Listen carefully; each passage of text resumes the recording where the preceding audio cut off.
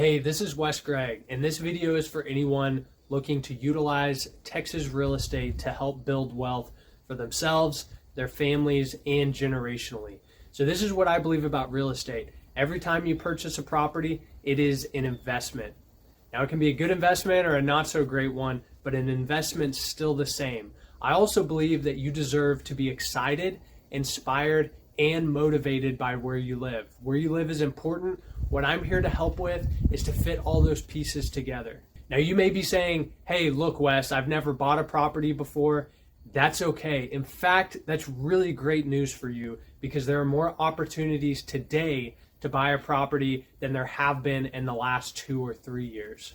What do you need to know before our initial phone call? Well, we're going to go over what I call the big three. These are the three things that they, and by they I mean the government, because unfortunately they're the ones that set the rules on how we have to qualify clients. So those big three are income, credit, and assets. To go over those really quickly, when it comes to income, we have to show a 2-year work history. Doesn't necessarily have to be in the same field, but we do have to go back 2 years. Second would be if you're self-employed, we're going to go off primarily your last 2 years of tax returns. If you're an employee, we're going to go off the last 2 years of W-2s. We will, in most cases, not need your tax returns.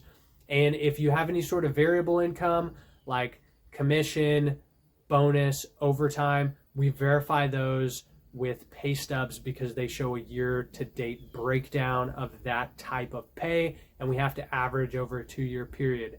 When it comes to credit, a 740 is a perfect FICO score. So in the mortgage world, it doesn't matter if you're a 740 or an 800, you're going to get the max benefits when it comes to the loan.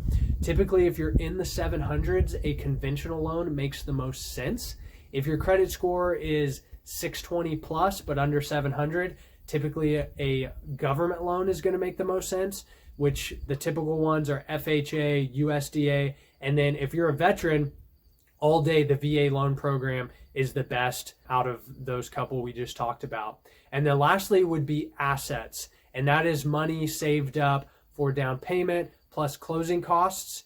That dollar amount, the cash to close, is what you bring at the very end of the process.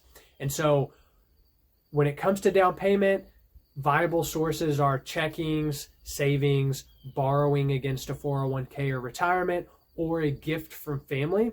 And then closing costs can be covered by the seller. So this is something that has been non-existent for the last 2 years. 2020, 2021, the sellers had all the power. Seller concessions or seller credits were not something that I was seeing on contracts at all. So that's changed with a quickness. If you're looking to buy in this current environment, sellers are willing to help out when it comes to closing costs. I would talk to your real estate agent about that, that's something they write into the contract and negotiate. And then lastly, I always say that my team and I, we want to move as quickly as you do. If you have a property that you're really interested in now and you want to move quickly, fill out my loan questionnaire. That allows you to put in your info, upload your documents, and that will expedite the process.